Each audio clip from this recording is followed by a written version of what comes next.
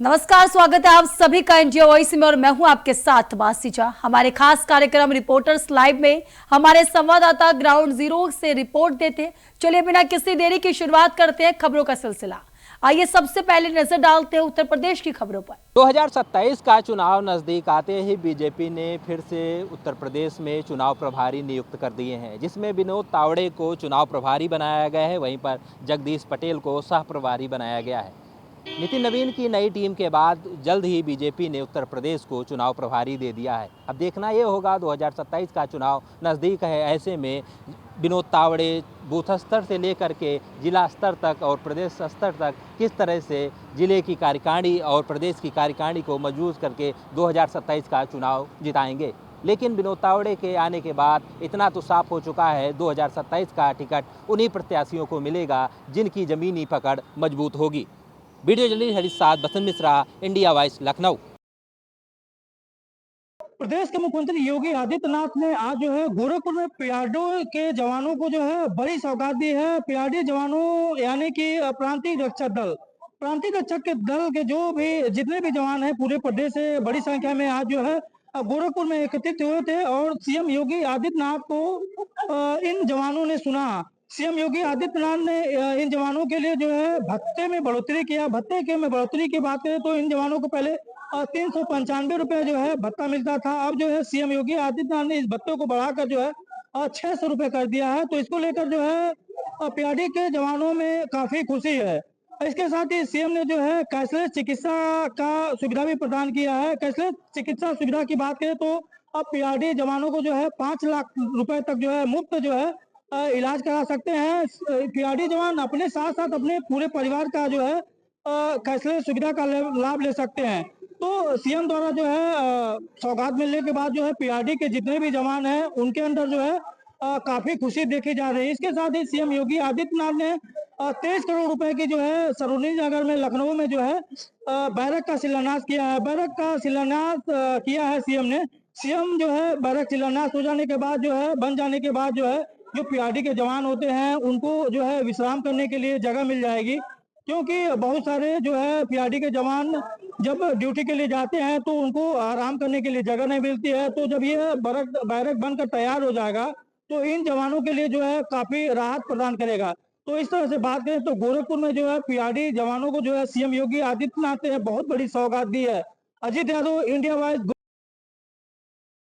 कुशीनगर में अवैध शराब तस्करी को लेकर पुलिस ने एक बड़ी कार्रवाई की है। जिले के खड्डा थाना क्षेत्र की यूपी बिहार की सीमा पर स्थित यूपी के कुशीनगर जिले के सालिकपुर चौकी के पुलिसकर्मियों ने चेकिंग के दौरान एक ऐसे 4 पहिया वाहन को पकड़ा जिसमें अवैध शराब रखी गई थी। भारी मात्रा में पुलिस ने अवैध शराब के साथ एक अभियुक्त को भी गिरफ्तार कर लिया। हालांकि इस पूरी घटनाक्रम में एक अभियुक्त भागने में सफल रहा। अगर बात करें अवैध शराब तस्करी की तो बिहार में पूर्णतः शराब बंदी होने की वजह से अमूमन यूपी के कुशीनगर से बिहार में तस्करी जोरों पर होती है। कई बार प्रशासन कार्रवाइयां भी करती है, लेकिन उसके बावजूद धड़ल्ले से तस्कर यूपी से बिहार में अवैध शराब की तस्करी जोरों पर करते हैं। अनुराग तिवारी, इंडिया वॉइस, कुशीनगर। लखनऊ के बुद्धेश्वर इलाके में अतिक्रमण हटाने गई नगर निगम की टीम पर स्थानीय लोगों ने हमला कर दिया है, जिसमें नगर निगम की टीम और पुलिस वालों की भी चोटें आई हैं। फिलहाल नगर निगम की तरफ से एफआईआर में 25 से ज़्यादा लोगों पर एफआईआर दर्ज की गई, जिसमें हत्या के प्रयास जैसी गंभीर धाराओं में केस दर्ज किया गया। बताया ये भी जा रहा है कि 10 नामजद हैं और करीब 12 से 15 अज्ञात हैं। फिलहाल 2 महिलाओं को मौके से हिरासत में ले लिया गया। बताया ये भी जा रहा था कि नगर निगम की टीम बुद्धेश्वर इलाके में पहुंची थी, उससे पहले नगर निगम ने स्थानीय लोगों को नोटिस भी दिया था, लेकिन स्थानीय लोग उग्र हो गए और ईंट पत्थर चला करके नगर निगम की टीम पर हमला कर दिया। फिलहाल सुषमा खरकवार की तरफ से कहा गया है कि जल्द से जल्द फिर से नगर निगम की टीम बुद्धेश्वर इलाके में पहुंचेगी और वहां पर अतिक्रमण को हटाया जाएगा। फिलहाल पुलिस ने तहरीर पर मामला दर्ज करके आरोपियों की गिरफ्तारी शुरू कर दी है। अब देखना ये होगा उन आरोपियों में किस किस को पुलिस के द्वारा गिरफ्तार करके जेल भेजा जाएगा। वीडियो जर्नलिस्ट के साथ बसंत मिश्रा, इंडिया वॉइस, लखनऊ। उत्तर प्रदेश में 2027 में होने वाले विधानसभा चुनाव के बाद ही अब पंचायत चुनाव होने की उम्मीद है। ऐसा इसलिए कहा जा रहा है क्योंकि पंचायती आरक्षण को लेकर जो पिछड़ा वर्ग आयोग गठित किया गया था वो अपनी रिपोर्ट नवंबर-दिसंबर तक सौंपेगा, जिससे ये कयास लगाया जा रहा है कि जिस तरीके से प्रधानों का कार्यकाल 6 महीने के लिए बढ़ाया गया था, 26 मई को प्रधानों का कार्यकाल खत्म हुआ था। उसके बाद पंचायती राज विभाग ने 6 महीने के लिए प्रधानों को प्रशासक बनाया था। अब ये उम्मीद है कि पंचायती आरक्षण को लेकर जो पिछड़ा वर्ग आयोग का गठन किया गया था, अगर वो रिपोर्ट नवंबर-दिसंबर तक सौंपता है तो एक बार फिर से तमाम प्रधानों का कार्यकाल बढ़ेगा। उन्हें प्रशासक के रूप में 6 महीने का और समय दिया जा सकता है, क्योंकि 2027 का विधानसभा चुनाव है और विधानसभा चुनाव के बाद ही पंचायती चुनाव होने की उम्मीद जताई जा रही है। कैमरा पर्सन हरीश के साथ अजहर खान, इंडिया वॉइस, लखनऊ। कुशीनगर से एक ऐसी घटना सामने आई है जिसने इंसानियत को शर्मसार कर दिया। मामला कुशीनगर के खड्डा थाना क्षेत्र का है, जहां पर एक दरिंदे युवक ने 5 साल की मासूम के साथ दुष्कर्म की घटना को अंजाम दिया। 5 साल की वो मासूम जो अभी खिलौनों से खेल रही थी, दुनिया को समझने की कोशिश कर रही थी कि दरिंदे युवक ने उसके साथ दुष्कर्म जैसी घिनौनी वारदात को अंजाम दिया। फिलहाल इस घटना की जानकारी तब हुई जब ड्यूटी से घर वापस मां पहुंची और जिसके बाद मां को जानकारी हुई और मां ने इस पूरे मामले की जानकारी खड्डा थाने की पुलिस टीम को दी, जिसके बाद पुलिस टीम एक्टिव होती है और घंटों जांच पड़ताल के बाद आरोपी दरिंदे युवक को गिरफ्तार कर लेती है। फिलहाल पुलिस ने इस पूरे मामले में मुकदमा दर्ज कर आगे की कार्रवाई शुरू कर दी है। वहीं इस पूरे मामले को लेकर पीड़ित मां ने दरिंदे युवक पर कड़ी कार्रवाई की मांग प्रशासन से की है। अनुराग Tiwari, India voice, Kushinagar. Bharatiya Janata party की राष्ट्रीय टीम का ऐलान हो चुका है। ऐसे में उत्तर प्रदेश में 2027 विधानसभा चुनाव को ध्यान में रखते हुए उत्तर प्रदेश से 8 लोगों को राष्ट्रीय संगठन में जगह दी गई है।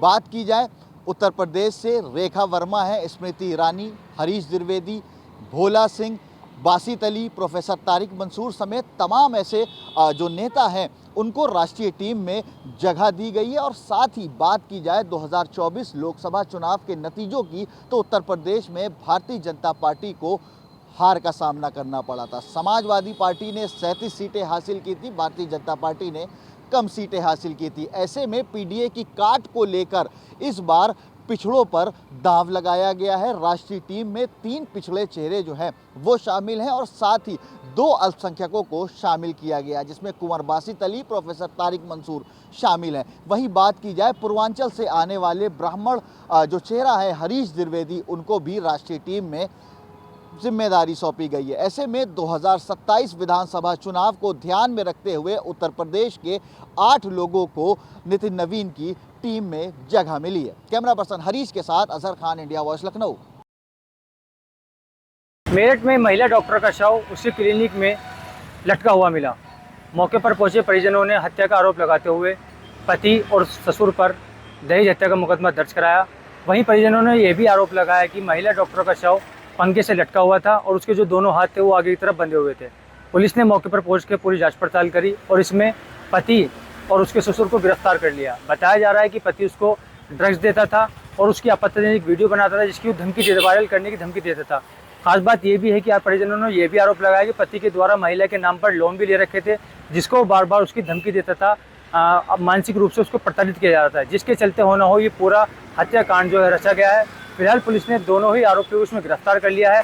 पोस्टमार्टम रिपोर्ट आनी अभी बाकी है। महिला की शादी जनवरी 2026 में हुई थी और ख़ास बात यह है कि महिला ने अभी हाल ही में बीएसएफ से कांस्टेबल के पद पर अपनी नौकरी छोड़कर एक क्लिनिक मेरठ में चला रही थी। फिलहाल इस पूरे मामले में पुलिस ने जो है पति और रिटायर्ड दरोगा जो उसके ससुर हैं दोनों गिरफ्तार कर लिया है और आगे कार्रवाई शुरू कर दी है। मेरठ से इंडिया वॉइस के लिए अली मेहंदी। रिपोर्टर्स लाइव में वक्त हो चुका है एक छोटे से ब्रेक का। ब्रेक के बाद एक बार फिर से आप सभी का स्वागत है। शुरुआत करते हैं खबरों की। प्रयागराज की पहचान संगम है और संगम के ठीक नज़दीक रामबाग स्टेशन है, जो कुंभ और माघ मेले के दौरान श्रद्धालुओं की बड़ी भीड़ यहाँ पर दिखती है। लेकिन हम हालात आज के दिखा रहे हैं, जब संगम नगरी प्रयागराज में 3 दिनों में जो बारिश हुई है उसका नतीजा ये हुआ है कि रामबाग का स्टेशन जलमग्न हो चुका है। ट्रैक जो है वो पूरी तरीके से पानी में डूब चुका है। ये रामबाग स्टेशन का प्लेटफार्म नंबर 1 और 2 है और 3, इन तीनों प्लेटफार्म का जो ट्रैक है वो पानी से पूरी तरीके से डूब चुका है। हालांकि जो और भी इस पे प्लेटफार्म बने हैं उस पे आवागमन हो रहा है, लेकिन इस ट्रैक पर जिस तरह से जल भरा है आप समझ सकते हैं कि यहाँ पर अब गाड़ियाँ चलना संभव नहीं है। तो कह सकते हैं कि बरसात के 3 दिनों के पानी ने हालात किस तरह के संगम नदी के बदले हैं उसका ये जीता जागता नमूना है। यहाँ का ये एक बड़ा स्टेशन कह सकते हैं रामबाग है, जहाँ पर बड़ी संख्या में जो यात्री हैं वो आवागमन करते हैं। इन दिनों भी ये गुलजार है क्योंकि कांवरिया यहाँ से बड़ी संख्या में आ और जा रहे हैं और ऐसे में इस ट्रैक पे जिस तरह से जल भरा है, पानी भरा है, उसकी वजह से दिक्कतें हो रही हैं और ये हालात स्टेशन के हैं। इससे अंदाज़ा लगा सकते हैं कि जो पानी की निकासी की समस्या है उससे कितना दिक्कतें हो रही हैं और इसी तरह के हालात शहर के अंदर भी देखने को मिल रहा है। पुराने इलाके, कई इलाके जहाँ पर बड़ी जलमग्न होने की वजह से लोगों को दिक्कतें हो रही हैं, थानों में पानी पहुँच चुका है। तो रामबाग का ये स्टेशन अब चर्चा का विषय भी बना हुआ है। इसको लेकर के कई राजनीतिक दलों ने ट्वीट भी किया है, इस पर सवाल उठाए हैं कि स्मार्ट सिटी है, विकास के नाम पर बड़े कार्य किए गए थे, लेकिन इस तरह के विकास से क्या फ़ायदा जो पानी की निकासी तक ठीक से न करवा सके। Shoaib Rizvi, India wide, Prayagraj. बदायूं जनपद के दातागंज की जो तस्वीरें हैं इस समय मेरे पीछे, कैमरा पर्सन से कहेंगे देखें कि जिस तरह से पीडब्ल्यूडी ने जो है ये अवैध अतिक्रमण, पीडब्ल्यूडी बता रहा है अवैध अतिक्रमण हटाया जा रहा है, लेकिन यहाँ पर जो पीड़ितों का कहना है कि स्टे के बावजूद भी ये कार्रवाई की जा रही है। हमारे साथ यहाँ जो स्थानीय लोग हैं, जो जिनकी दुकानें हैं, क्या कहना चाहेंगे, किस तरह की कार्रवाई की जा रही है? इसमें क्या नाम, आगे दुकानें 30 फीट पे बनी हुई हैं, कोई इसके रोकथाम नहीं है। मुसलमान की मार्केट इसमें ऐसा करा जा रहा है, बस अब कोई इसमें कुछ नहीं है। इलाहाबाद का स्टे नहीं माना गया, कोई कागज मानने को तैयारी नहीं है। पीडब्ल्यूडी, प्रशासन क्या कहे? प्रशासन की कोई इसमें कमी नहीं है, बात पीडब्ल्यूडी जो कर रही है वो हो रहा है। पहले भी पीडब्ल्यूडी नोटिस दिया है? पीडब्ल्यू को हमने उसका जवाब, नगर पंचायत को जवाब भी दिया उसका हमने नोटिस का, उसके बाद भी कुछ उनमें वो नहीं है। हालांकि पीडब्ल्यूडी विभाग ये आरोप लगाता रहा है कि जो है उसकी जगह पर दुकानें बनाई गई थी जिन पर आज हमने कार्रवाई की है। पीडब्ल्यूडी ये भी कह रहा है कि कई नोटिस दिए जा चुके हैं, लेकिन कोई कार्रवाई नोटिस देने के बाद नहीं की गई थी। दुकानों इन्होंने स्वयं नहीं हटाई थी। पीडब्ल्यूडी ने नोटिस दिया था, हमने उसका उन्हें जवाब भी दिया था। हमारा इलाहाबाद का स्टे भी था, उसे भी नहीं माना। जब हमारी इन्होंने ये 45 फीट नापी तो आगे जो पीडब्ल्यूडी जीतती है तो 40 फीट नाप के आगे भी बिल्डिंग ऐसी सफाया कर दे। हम तो कह रहे हैं हमारी 45 फीट तोड़ी है, आगे 40 फीट तोड़ दे दुकानें बाद नाप के। ये कितने, जिस तरह से आज अतिक्रमण की कार्रवाई की गई, कितनी दुकानदारों को ये समस्या हुई? करीब 10 दुकानें हैं, ये 10 दुकानदारों को हुई है समस्या। कितना का नुकसान हुआ?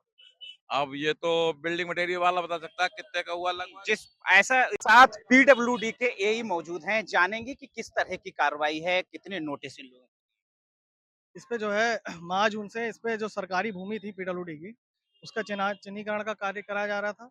सभी को जितनी भी अतिक्रमणकर्ताएं थे जिन्होंने अतिक्रमण कर रखा था, सभी को नोटिस दिए जा रहे हैं बराबर, मौखिक रूप से दिए गए। लगभग 4 से 5 नोटिस दिए गए हैं और अंतिम नोटिस एक 5 अगस्त को दिया गया, 3 दिन का समय देते हुए। उसके बाद भी इन लोगों के द्वारा जो अतिक्रमण की जो है हटाने कार्रवाई नहीं की गई। उसके बाद एक नोटिस और दिया गया इन लोगों को अतिक्रमण हटाने के लिए।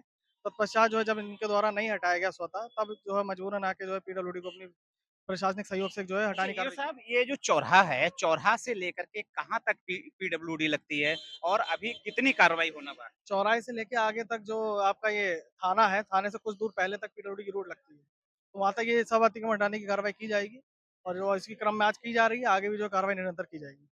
बिल्कुल, जिस तरह से देखिए पीडब्ल्यूडी विभाग का कहना है कि जो कार्रवाई है वो लगातार चल रही है। हालांकि इन लोगों को नोटिस दिए गए थे, 4 से 5 नोटिस दिए गए थे। नोटिस के बावजूद भी इन लोगों ने अतिक्रमण नहीं हटाया। उसके बाद आज बुलडोजर की कार्रवाई की जा रही है। कहते हैं कि जब बाबा का बुलडोजर चलता है तो चाहे वो सत्ता पक्ष हो या विपक्ष हो, अगर कहीं अतिक्रमण किया है तो लगातार कार्रवाई की जाएगी। ये अब मेरे पीछे जो दृश्य देख रहे हैं वो वर्तमान विधायक राजीव कुमार सिंह उर्फ बब्बू भैया की बिल्डिंग है, लेकिन यहाँ पर वो भी जो है पीडब्ल्यूडी विभाग उनको नहीं बख्श रहा है। हालांकि अभी पीछे जो कार्रवाई की गई थी उसमें जो है बसपा के मंडल अध्यक्ष आतिफ खान जख्मी की दुकानें तोड़ी गई थी, लेकिन इसमें किसी सत्ता और विपक्ष या का कोई नहीं है। अगर पीडब्ल्यूडी के विभाग पे कार्रवाई होगी तो बाबा का बुलडोजर हमेशा तैयार है, और तैयार सत्ता और विपक्ष के लिए नहीं बल्कि अतिक्रमण हटाने के लिए है। इंडिया वॉइस के लिए बदायूं से विजय राठौर। बदमाशों के साथ पुलिस की मुठभेड़ होती है। रात को गश्त के समय पुलिस खड़ी थी और जब पुलिस ने देखा सामने से कोई संदिग्ध आ रहा था, पुलिस उसको रुकवाती है, लेकिन वो पुलिस पर ही फायर कर देता है। पुलिस भी अपनी आत्मरक्षा में गोली चलाती है, बदमाश वहीं पर घायल होकर गिर जाता है। उसकी पहचान होती है कुंदन सिंह के नाम, जो उस पर लगभग 7 से ज्यादा मुकदमे माननीय न्यायालय में विचाराधीन है। स्प्लेंडर के साथ पुलिस ने देसी तमंचा, खोखा कारतूस और जिंदा कारतूस पुलिस ने बरामद किए। अनिल कुमार ने बताया सुयोग्य कार्रवाई की जा रही है। बहुत समय से तलाशी कुंदन सिंह को पुलिस ने आज इनकाउंटर में गिरफ्तार कर लिया। इंडिया वॉइस के लिए सुशील तिवारी, गाजीपुर। उत्तर प्रदेश के बाराबंकी में हो रही लगातार बारिश से जनजीवन अस्त व्यस्त है। वहीं अगर हम बात करें हैदरगढ़ की, तो हैदरगढ़ तहसील क्षेत्र के निवाजगंज व कान्होपुर गांव में सैकड़ों बीघा फसल जलमग्न हो गई है। और जलमग्न फसल में पानी भरने से किसानों की चिंता सताने लगी है, कहीं फसल खराब ना हो जाए। अगर वहीं हम गांव के मुख्य मार्ग की बात करें तो मुख्य मार्ग पर भी पानी भर गया है। वहीं ग्रामीणों का आरोप है कि गांव से सटे एक नाले की सफाई ना होने से, पानी ना निकल पाने से गांव और फसलों में भर गया है। और वही जो गांव की मुख्य मार्ग है, उसी से कई गांव जुड़ते हैं, उसी से प्राथमिक विद्यालय के बच्चे और इंटर कॉलेज के बच्चों का आना जाना है, जिससे काफ़ी मुसीबतों का सामना करना पड़ रहा है। वही ग्रामीणों की अब मांग है कि प्रशासन इस पर जल्द से जल्द कोई कार्रवाई करे, जिससे कि गांव में पानी न भरे, रोड में पानी न भरे, बच्चों की बीमारी न फैले। अब देखने वाली यह बात होगी कि इस पर जिला प्रशासन क्या कार्रवाई करता है। Rahul Maurya, India voice, Barabanki. Reporters live में फिलहाल आज के लिए बस इतना ही। तब तक के लिए देश और दुनिया की तमाम खबरों के लिए देखते रहिए इंडिया वॉइस। नमस्कार।